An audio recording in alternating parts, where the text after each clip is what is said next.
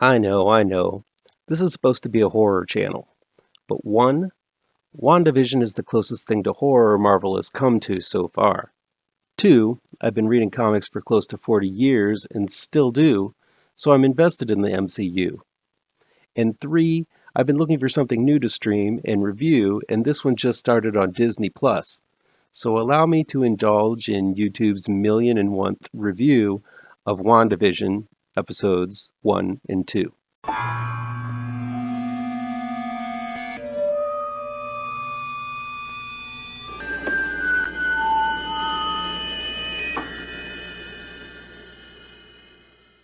Welcome back to ML Miller Frights, a part of the Kings of Horror Network.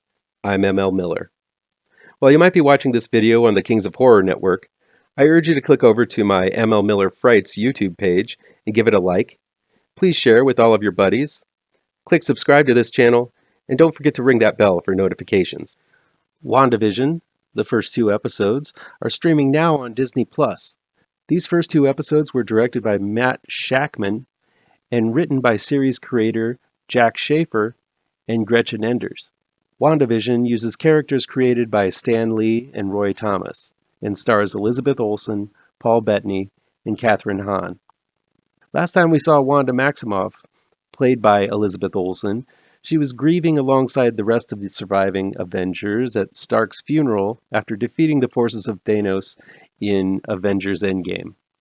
She had lost the love of her life, the synthezoid known as Vision, played by Paul Bettany, one movie earlier and disappeared when Thanos snapped his fingers in the Infinity War.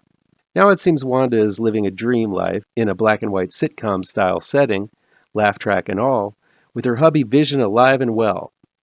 Everything feels like an old episode of Ozzie and Harriet or Bewitched, with Vision leaving for some kind of vague work every day while Wanda stays home and does things around the house.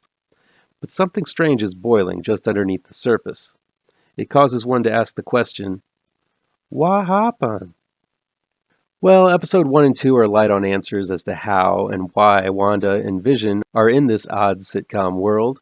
Episode 1 plays like a not-so-typical episode of Bewitched, with Wanda getting in and out of trouble by using her powers to whip up a meal for Vision's boss who drops in for dinner.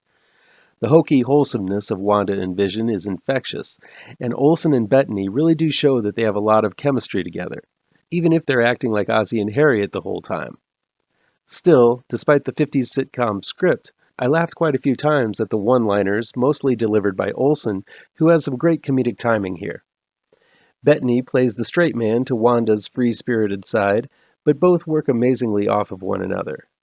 This episode also introduces Vision's boss, Mr. Hart, played by character actor Fred Malamed, and his wife, Mrs. Hart, played by that 70s show's Deborah Jo Rupp.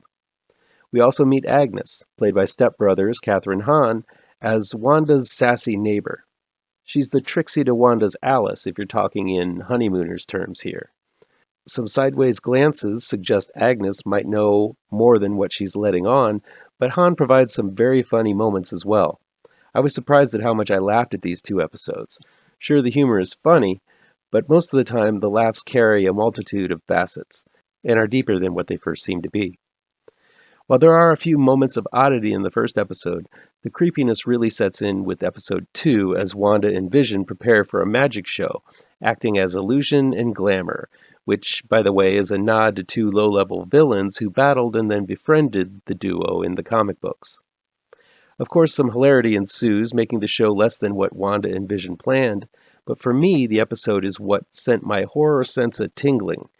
Episode 2 has a very rich Stepford Wives vibe. The way the population of the town strained their smiles and chanted lines together was extremely eerie. Fans of the surreal tones that permeated films like The Truman Show and Pleasantville, where one questions the validity of the reality they're in, are going to get the same kind of chills in this episode.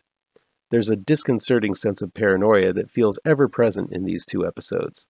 There's even a reference to communism, harkening back to the Red Scare, that gave this story some unexpected depth in one scene. To see 2 beloved characters put into this kind of situation is a new sensation for an MCU property. Usually the threat is not some unknown force, but a big bad bent on world or universal domination. But I love these feelings of unease that I had with these two episodes.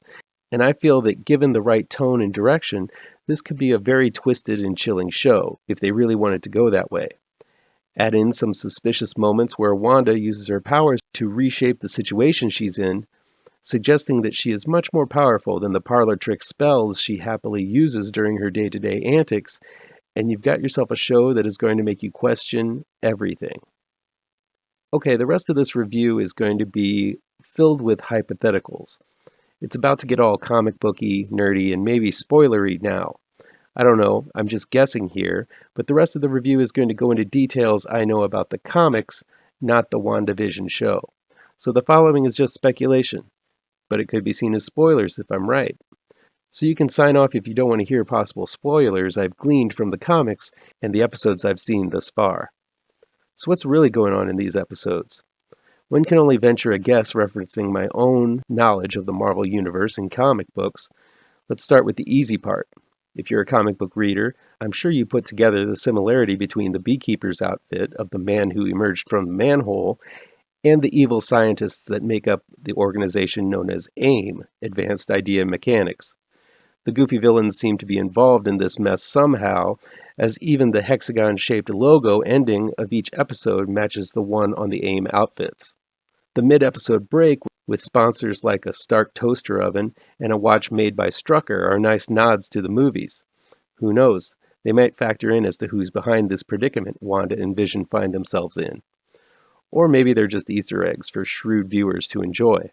Some trickier clues can be found in the foreign credits for the second episode. There's a David Lengel in the cast credited as Phil Jones. He's the deadpan guy with the thick mustachio. He's married to Dottie Jones, played by Buffy's Emma Caulfield Ford, who is peeved at Wanda in the second episode for reasons still unknown. Who are Phil and Dottie Jones? Well, in the comics, Phil Jones is the meek husband of Arcana Jones, a spellcasting member of the Squadron Supreme, which is a Justice League-like super team from Earth 712 who has fought both against and alongside the Avengers depending on the era of comics you're reading. With WandaVision directly tying in with next year's Doctor Strange in the Multiverse of Madness, it would make sense that sorceresses from other universes might show up in WandaVision. This makes me wonder who the rest of the gals in the neighborhood club really are. Are all of them witches and sorceresses as well? The foreign credits also list Monica Rambeau and Agent Wu, who we've seen in Ant-Man played by Randall Park. Wu might be actually the guy calling for Wanda from the radio.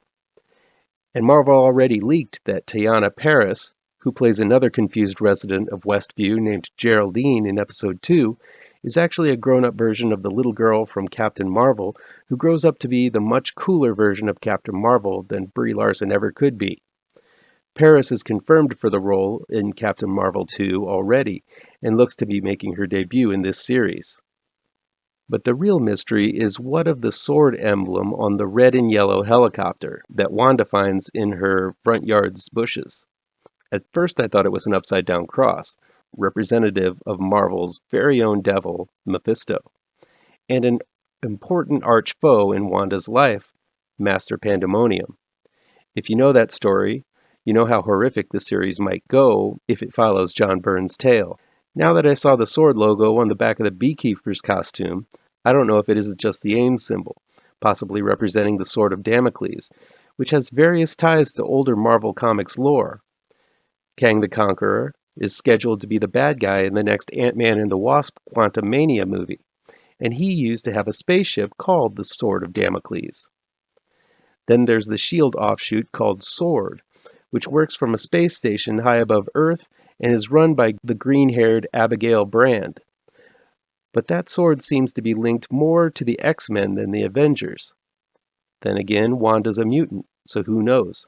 The logo sure looks an awful lot like the one on the helicopter in the back of the beekeeper's uniform.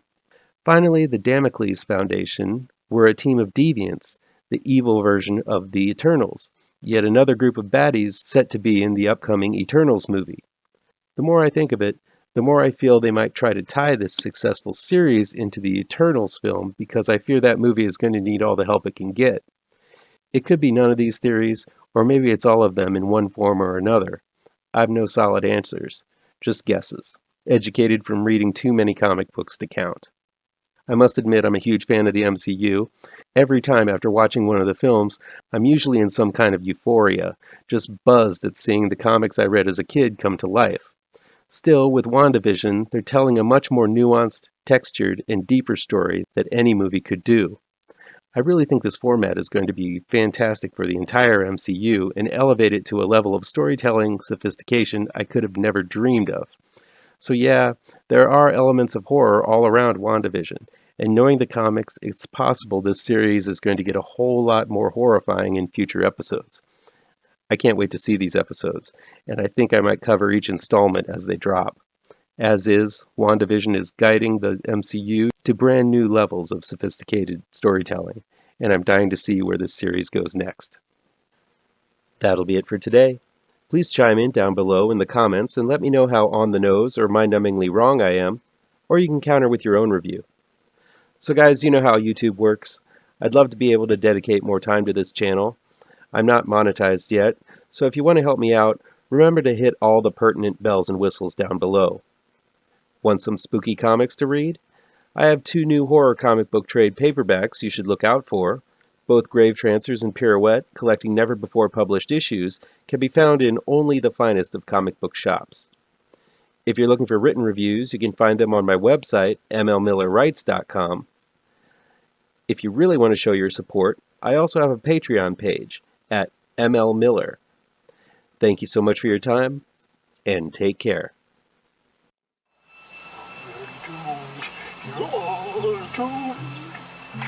You're doomed to live the life you're meant to be, stuck inside your reality. You're